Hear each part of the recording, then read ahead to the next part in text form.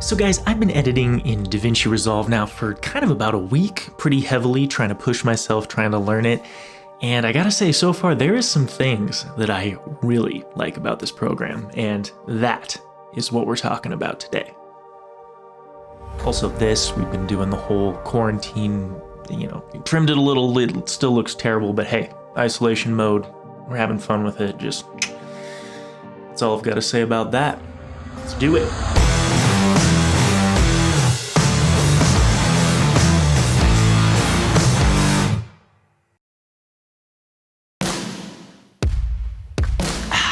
Good morning, YouTube. What is going on? As we talked about at the beginning of this video today, we are talking about why I am loving DaVinci Resolve. Now, like I said, I've only been using it pretty heavily for about a week, so there's still plenty to learn, still plenty of things that I'm not super familiar with, but just within the first week, I was so excited. I've been honestly so impressed, guys. I've been loving it so much. And I just wanted to make a video talking about some of these things that are really standing out to me. And then maybe at the end, we'll throw in a couple of things that are bugging me. But to be honest with you guys, most of the things that are bugging me are simply because I'm having to learn something new, which is not a bad thing. It's good to learn new things. It's good for your brain. It's good for your workflow. It really helps to kind of mix things up.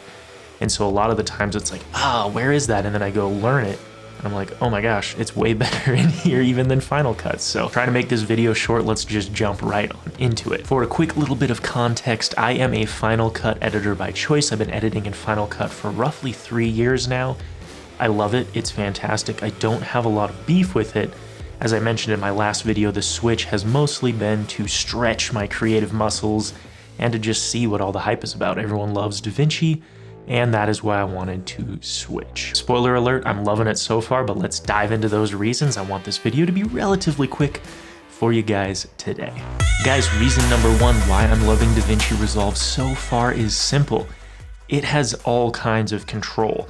It's a little bit overwhelming coming from someone who uses Final Cut, but there is literally just options upon options. To be honest with you guys, I haven't found anything that I can't do so far in DaVinci that I could do in Final Cut. There's way more features, way more options. There's just a lot of stuff that you can do in DaVinci that maybe you would have needed plugins for in Final Cut or just wasn't there to begin with. And so it's really cool to see just how flushed out Resolve is, because it's nice. We're just shotgunning through them. We're just shotgunning through these reasons. Reason number two, Fairlight.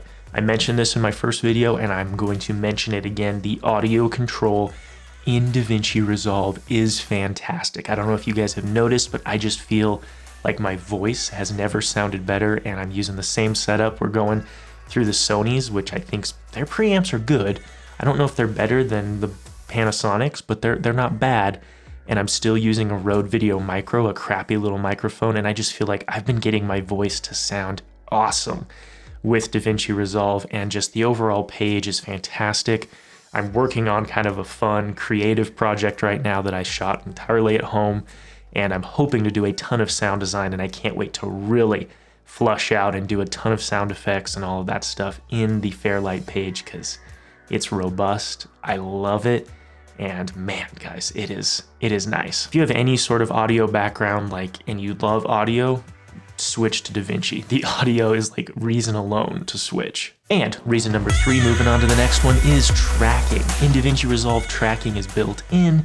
You can track subjects, objects, masks, you name it, you can do it. This is something that I'm still getting more and more familiar with, because I'm used to doing everything by hand in Final Cut or having to use some type of plugin that, at least the one that I used to use, it wasn't great.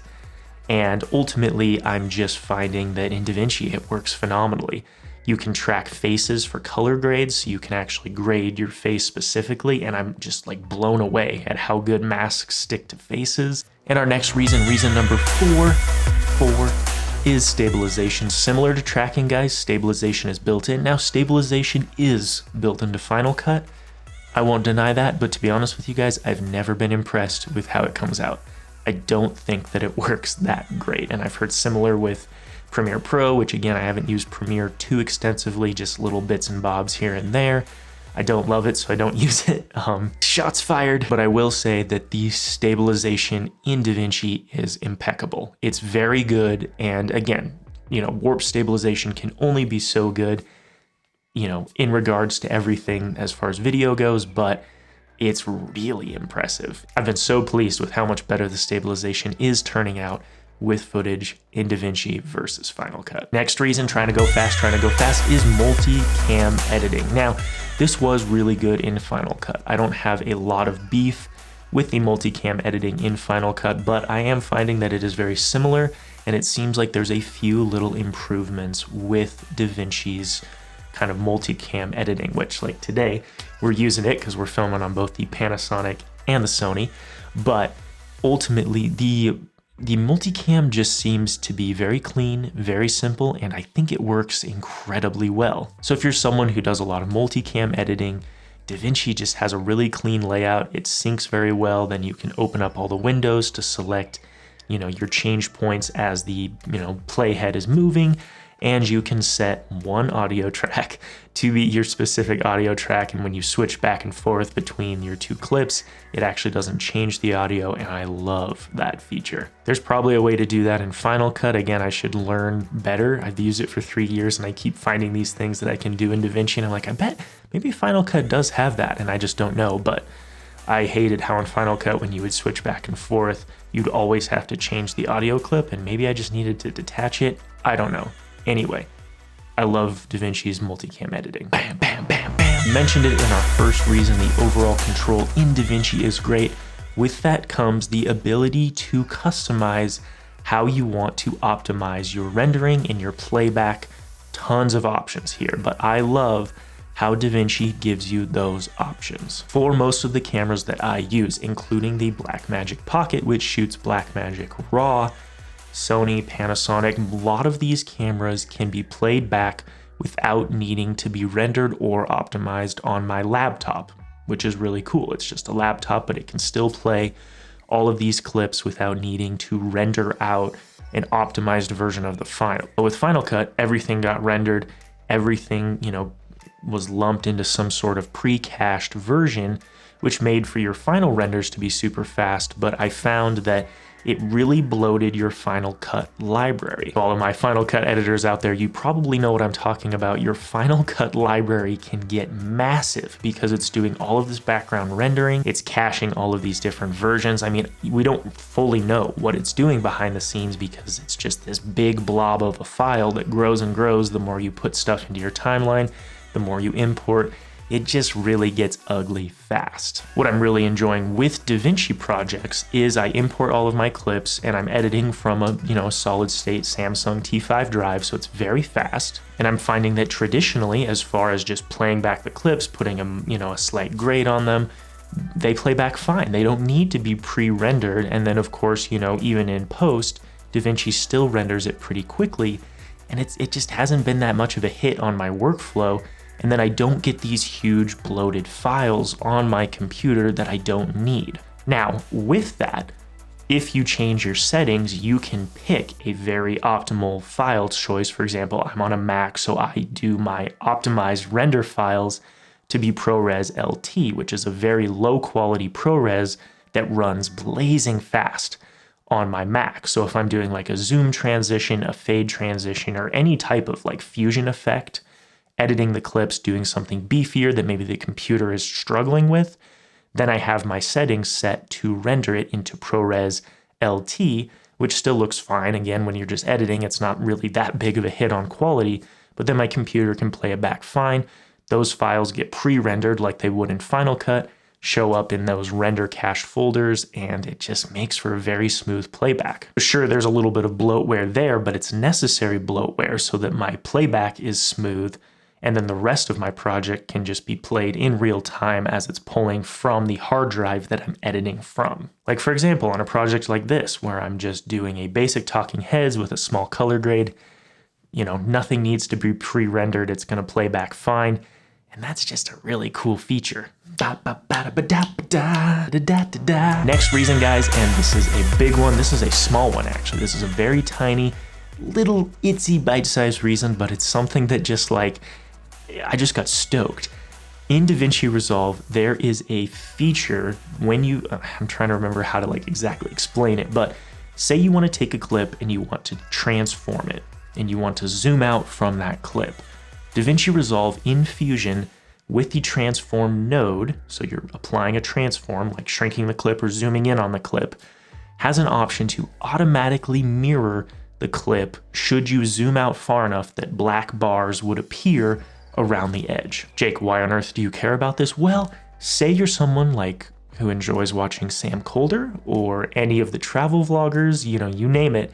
They love their zoom transitions. And if any of you use Final Cut, you know that zoom transitions do not come built into Final Cut. Although to be honest with you, I'm not sure zoom transitions come built into anything, but in DaVinci Resolve, because you have that mirroring effect, in Fusion, it is really easy to make your own custom zoom transitions. But Jake, I don't even want to have to make transitions. I want to just drag and drop them. Well, that's fine. And there are still packs. I believe they're more and more coming out because everyone's switching to DaVinci.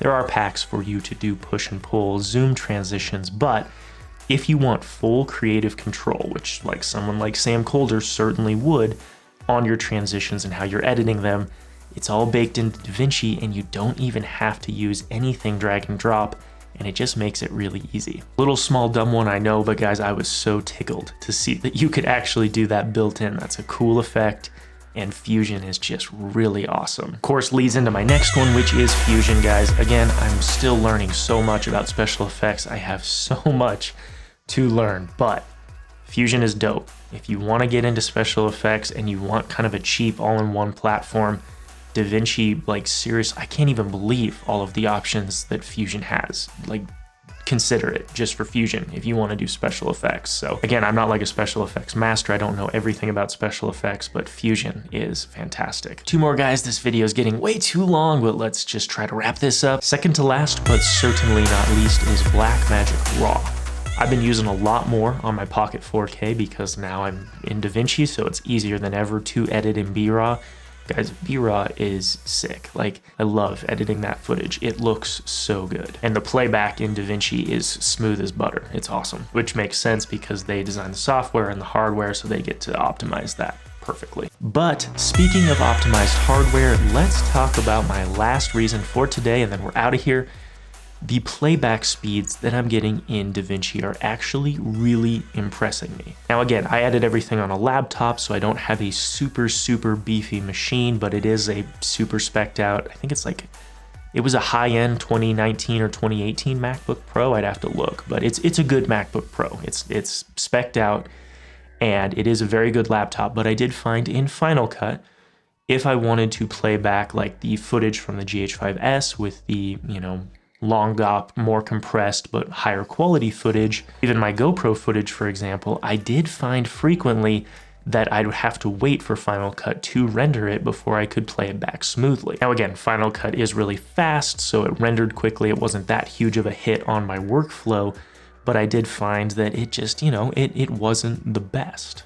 I do know that Blackmagic has spent a lot of time using a lot of GPU acceleration when it comes to DaVinci Resolve, and I've been seeing that. For example, if I throw some GH5S footage into my timeline, or some GoPro footage, which I did for this project that I'm working on that's coming out very soon. Both of them played back completely fine. I could even put color grades on them and I didn't have to render them. So again, it just shows that like my computer is strong enough to play back these codecs, but the software is just a little more optimized. And I think a lot of the color grading is put to the GPU, and it just really shows how well optimized DaVinci is. So that was a really pleasant surprise, because coming from Final Cut and having trouble with GoPro footage and my GH5 footage, I was like, oh man, this isn't gonna be great. And then I put it in there and I was like, wait a second, it's playing back. And I don't see the render line popping up over the top of it. Like, it was pretty cool. So, you know, again, guys, I'm loving DaVinci. But that is my last reason. And I was thinking about doing things that I don't like about DaVinci, but let's just put that in a different video. This one's getting way too long, and this is only after a week of use, so imagine what my like year-long review of DaVinci might be. It could be long. With that, I'm getting out of here. You guys have a great rest of your day. Stay safe, stay healthy, and, you know, make the best of this. Try to get creative, learn some new software, and I will catch you guys in the next one. Peace.